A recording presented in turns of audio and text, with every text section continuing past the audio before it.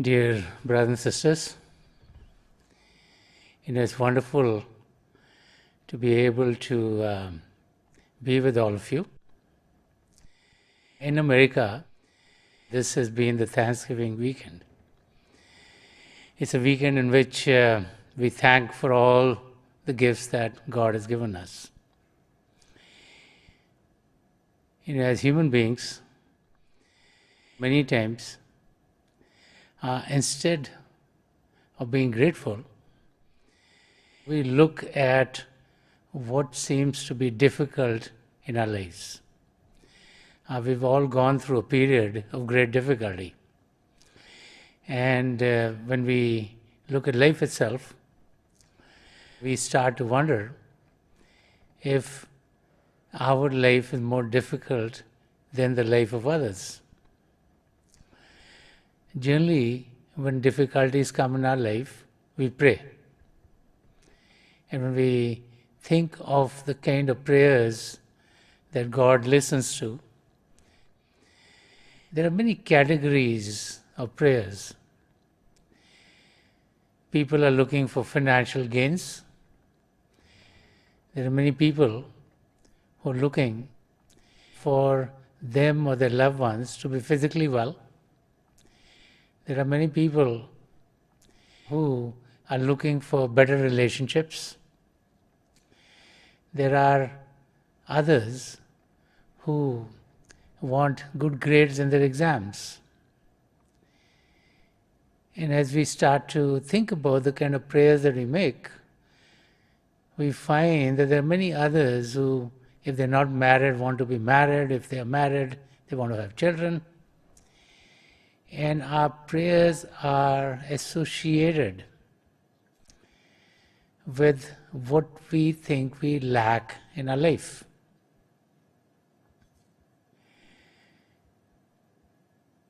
Many people feel that God is maybe not aware of our state, that God is maybe very busy with so many things that the difficulties that are happening in our life are not recognized by the Creator.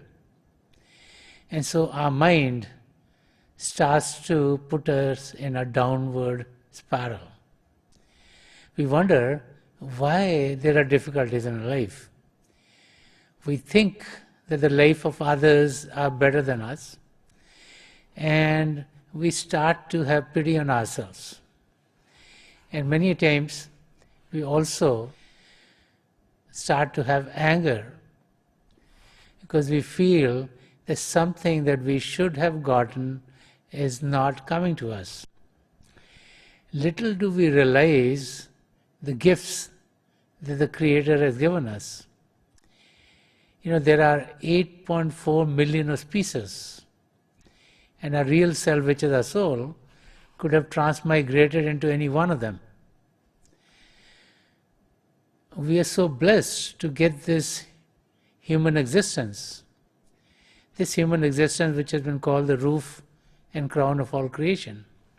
Because it is in this existence that all the mechanisms that are required for us to know ourselves have been provided by the Creator. When we look at the 7.8 billion people who are living in this world, we should be grateful that we are thinking about ourselves, we are thinking about our real selves. We're trying to explore, we're trying to discover who we truly are. We're trying to experience what our real existence is. We're trying to explore spirituality. We should also be grateful that we've learned about techniques of experiencing our true self. The techniques of meditation, the techniques of sitting in silence, the techniques of experiencing ourselves as we truly are. And when we start to look at life from this higher angle of vision, then the negativity that the mind puts in front of us fades away. As human beings, we have this trait of worrying about what we don't have. Let's say we have 99 things in our life which are good, which we think are good, and we have one thing which we think is missing. So instead of focusing on the 99 things that are good, we're always focused on one which we don't have. Those of us who are married, if you look at the life when you have children, you can buy your children thousands of toys. But then they're always clamoring to get one more. And when you don't get them that extra toy, they create a havoc for themselves. It's the same thing with all of us adults. God has given us so many gifts, but we are always focusing on what we don't have.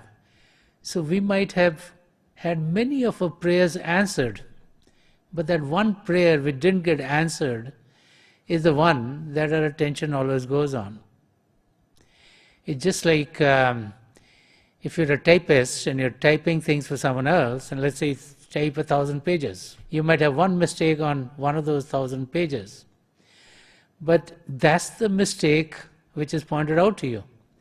No one pats you on the back and says, oh, 1,000 pages were typed very nicely. It's that one mistake on one page which is focused on. You might have helped someone thousands of times, either monetarily or physically or emotionally or in whatever other manner they needed help. And you never hear back from them. But this one time which they felt they needed help and you were unable to provide it to them because you had other things happening or you didn't feel the need for it, that's the only thing that they focus on. And so when we look at life itself, when we start to focus only on the negativity of life, when we get to a state where we start to wonder, why is this thing wrong with us? Why did God not provide us with this? Then we find that more difficulties and more difficulties and more difficulties come in our life. We should realize that each and every one of us is perfect. God has created each and every one of us, and everything that is created by the Creator is correct. There's a very interesting story about a water bearer. This water bearer had 2 buckets in which he would put the water. He would fill the buckets with water and he would tie those buckets through some string to a rod, and he'll put the rod on his shoulder and he would take the water to town so that people could get the water. Now in the 2 buckets, one of the buckets had a crack in it. And so even though the water bearer would fill both the buckets from the well, by the time the water got to town, one bucket would be totally full and the other would be half full. So the one that had a crack in it started to feel bad about itself. It felt, oh, I can only provide half the water to the people. Why did God create me like that? I wish I was created like this other bucket so that I could bring all the water to the people. And so it started to think bad about itself and bad about itself. So one day, it talked to the water bearer. And he says, I don't know why you keep me. You should maybe give me away and you should get another bucket which doesn't have any crack in it. Because I'm useless, because half the water is wasted on the way. And the water bearer said, you are very, very useful. And the bucket said, how am I going to be useful? And since they were in town and they were talking about the water being half, the water bearer said, okay, let us go back on the way back and I will show you. So as they're going back, the water bearer told this bucket, which had a crack in it, to look down. And so as the bucket looking down, on the way it sees beautiful flowers. It says, boy, this is like, the journey is very beautiful. I never looked down. I was always worried about the leaks coming from me. And this is very, very beautiful. And it was then that the water bearer told the bucket that I planted the seeds of flowers all along the way, so that as we go every day, you are able to water them, and so many people who walk on this way would enjoy the beautiful flowers. And the bucket said, you think it's me who helped? And the water bearers told her that it is you who are bringing water to these flowers, and look at how beautiful they are. And that God created you with a purpose, and God creates everyone and everything with a purpose. Each and every one of us are very, very useful. Sometimes we might realize that, and sometimes we might not realize that. Sant Rajinder Singh Maharaj, who's written much about the spiritual way, who's written much about our life, who's written so that we can understand life and we can understand how the grace of God flows in our life. I had written a beautiful verse which explains how we should truly look at life.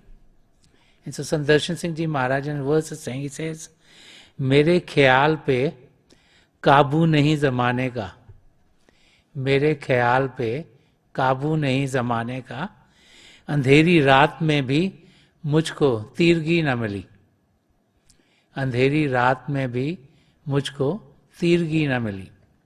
So when we try to translate this into English, in this verse, Sant Rajinder Singh Maharaj is saying, the world has no control over my destiny and thoughts.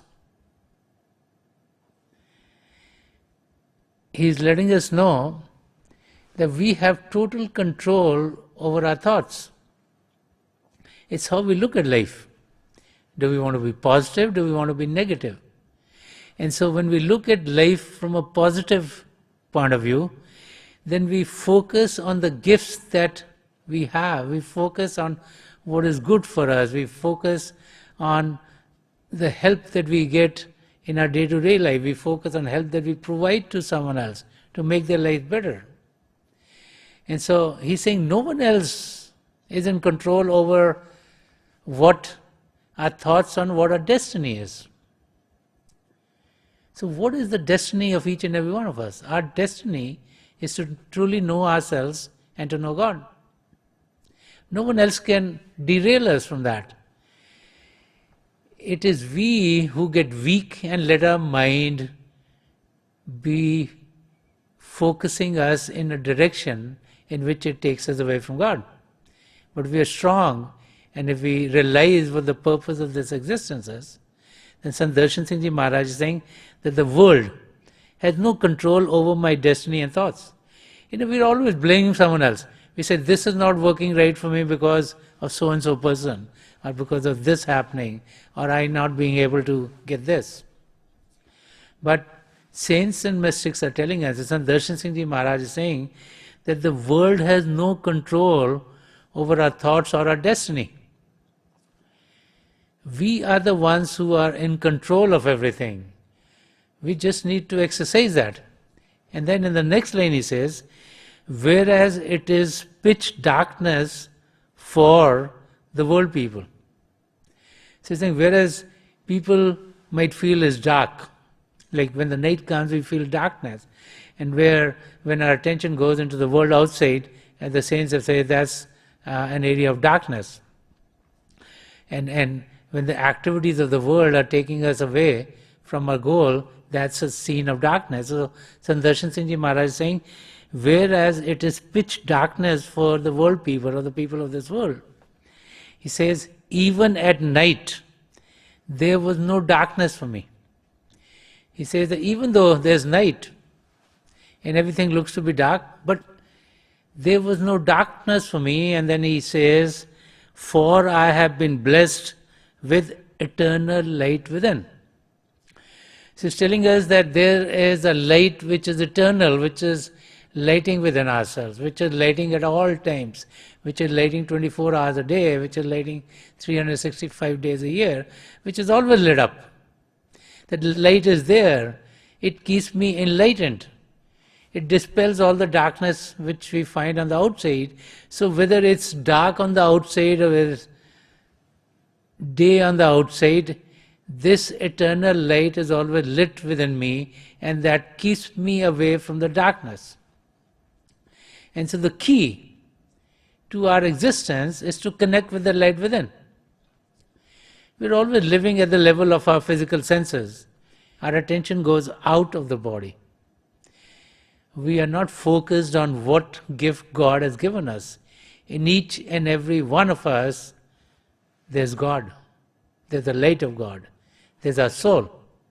And that soul can be experienced. And so the key to our existence is to learn the techniques of going within. And so we should be grateful to God that God has provided in our lives so that our attention is on the spiritual arena and we are able to sit still and meditate. That we're able to learn the techniques of going within.